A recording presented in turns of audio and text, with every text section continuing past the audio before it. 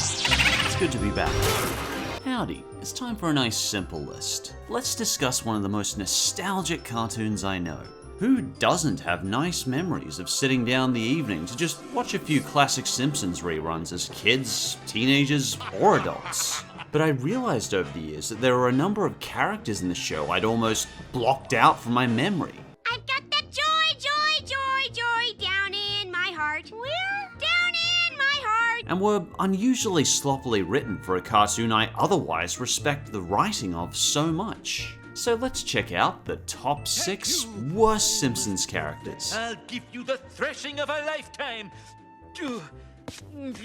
And of course, if you do like these characters, that's great. I'm very biased, and I'm glad you can enjoy these characters when I can't. Also, just a heads up that this video is sponsored by the Amino app. Amino is a smartphone app which lets you connect with a whole network of communities. And this includes pretty much every cartoon community you could think of. From Adventure Time to Steven Universe to Gumball, you name it, they've got it. They've got the latest news and a ton of chat rooms, quizzes, and polls. But my personal favorite is the Steven Universe community.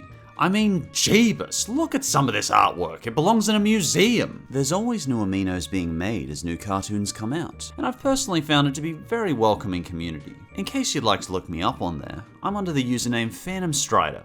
Big surprise there. I also just posted some new polls. One looks at people's absolute favorite cartoons, and the other looks at your personal favorite crystal gem. The polls in the Steven Universe Amino. Anyway, on to the countdown. I'll give you the thrashing of a lifetime. Number 6. Santa's Little Helper. I've always found Santa's Little Helper just contributes nothing to The Simpsons. In early series, he's mostly an annoying mutt of a dog, but I've always struggled to put my finger on why this is.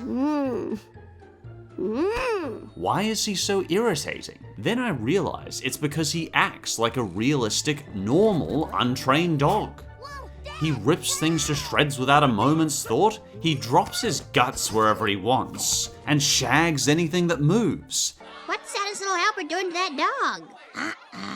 Looks like he's trying to jump over, but he can't quite make it. And I guess I'm one of those people who doesn't find realistic dogs that interesting in cartoons full of vibrant characters. Some of the moments he's in are just cringeworthy. My quilt! 6 generations ruined! Perhaps one of the worst moments is when we watch him rip to shreds a priceless family ornament. Santa's at the start of this list though because, like a lot of good dogs, he does have some loyalty to his owner. But, and as the series goes on, he does lose a spotlight and become more of a minor supporting character. Yeah!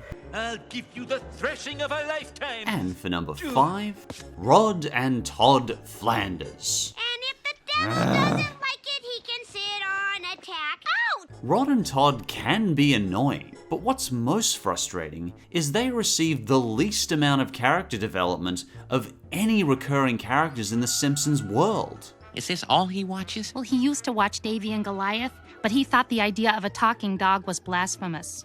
All we are ever taught about them is that they're dangerously sheltered, isolated, and repressed. But see, that could be interesting. So what happens when they grow up this way? We learn at one point in a future episode that Todd was dating Bart's girlfriend. I never had this problem with Todd Flanders. And apparently they did the dirty a lot. Yay! Tell us about that. I really want to know about how repression affected these two kids. And that's the thing. When these two appear in a future episode, I want them to say something so I can learn more about them and how they turned out. But they are so badly developed, we never get to learn anything about them. Rod and Todd could be argued to be little more than precaution messages on the dangers of saturating a child in religious propaganda, without giving them room to come to their own conclusions or think for themselves. Which is an interesting message. So expand upon that. Tell us what happens to them as young men. I'll give you the thrashing of a lifetime. And for number 4, Artie Ziff. 95% of the time, Artie has been a self-obsessed, perverted scum who frankly gives nerds a bad name. Artie, Artie, Artie, Artie, Artie, Artie, Artie. His narcissistic personality, combined with his extreme sense of self-entitlement, makes him a character that really makes me shy away from the term nerd. He's a fine example of how little money matters compared to who you are. because I can't imagine ever liking this guy, no matter how smart or rich he is. The only time I started to like him more was when he redeems his character by sleeping with Selma, oddly enough. My kind of man. And I liked him a lot more after he tried to start righting his wrongs. Well, they can't break my heart, because he kind of makes me sick. This could work. And the third worst Simpsons character is... Resistance is futile. Helen Lovejoy. Somebody please think of the children! Helen is little more than an unpleasant stereotype of the town gossip. And not in that fun, over-the-top way, but in this malicious way where she seems to relish in seeing others suffer through her rumors. And the family's a mess, and quite frankly, I think she, She's not only judgmental to other characters, but she's what's known as a fair weather friend. A fair weather friend is someone who is helpful to others, but only when it's advantageous for them to be so. To me, she's an ugly reminder of that type of fake friend who is never truly there for you when you need them the most. And I imagine you can picture that exact type of friend. Even her voice kind of grates on me. Oh boy, that sounded bad. It's that slightly too shrill, over-the-top voice that bores into your ears like a drill. Helen's halfway on this list because even if she's a town gossip stereotype, at least she cares about, well, the children. At least she stands for something. And the second worst Simpsons character is... Resistance is futile. Patti Bouvier. While Selma shows real vulnerability in her personal struggles to find companionship, Patti has just been irredeemably frustrating to watch as she relentlessly torments Homer, season after season. Am I wrong? Or did it just get fatter in here? This is sadly another character who is so single-layered and uninteresting that she seems to exist only to socially stunt her sister and pick on Homer. Is this seat taken? Yes, it is. Hey, beat it! All Selma wants is to find a man, and we can see her struggle through this. I mean, at one point in a very early season, we do see Patti show vulnerability when she dates Seymour Skinner. But after that, it's almost exclusively her saying, "I'm a jerk who doesn't like anyone." Oh boy. Oh, that felt good. But then we get an episode where she looks for a partner in golfing. Great, good for her, tell us more. But then it turns out she doesn't like him because of his gender. Hell no! I like girls! Which is fine, but what was the point of all that then? In my opinion, Patti seems to be a character that is purposely made to be unlikable.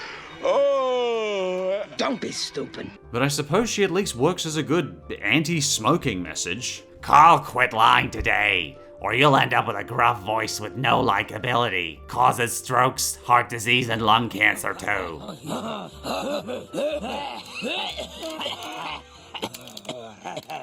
And before we get to number one, I've got one quick dishonorable mention. Luann Van Houten. Ugh. Luann is just not a likable character. She's stuck up, she seems to treat Kirk really badly, and she seems to be a neglectful mother too. Anyway, on to number one. Resistance is futile. Miss Hoover.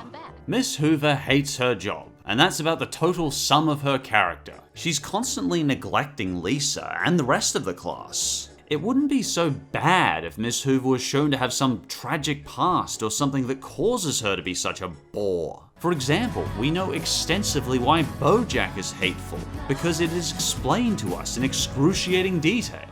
But all Hoover ever projects to other characters is, she hates you and she doesn't care. So expand on that. Why doesn't she care? What does she care about? What made her become such a bitter, empty husk of a human being? I hate to say it, but at least Helen Lovejoy cares about the children. Miss Hoover is just nothing but boring apathy. Best 18 will be put on file in the school library, available to anyone who requests them. Can we do illustrations? No. Not caring about the children, not caring about the people around her, maybe not even caring about herself. We don't know because her character's never developed beyond not caring. At least when someone cares about something, misguided or not, it's interesting. But there is nothing more tragically dull than a character who emanates nothing beyond apathy. As Darth Kraya once said, apathy is death, worse than death, because at least a rotting corpse feeds the beasts and insects. Apathy is death. But the ironic part of this is, it's the characters that keep me coming back to The Simpsons year after year. Most of the major and minor characters from The Simpsons remain the most memorable part of the show, even today. It's not the stories or messages I still tune in for nowadays. It's just to see those unforgettable characters I grew up with and just see what they're up to this year. And no matter how stale The Simpsons might get, the characters alone will probably keep me coming back for a long time yet. And if you think I missed a particularly lousy Simpsons character, feel free to let me know in the comments. I'd love to hear your thoughts. And as always, thanks for watching, and I'll see you next time.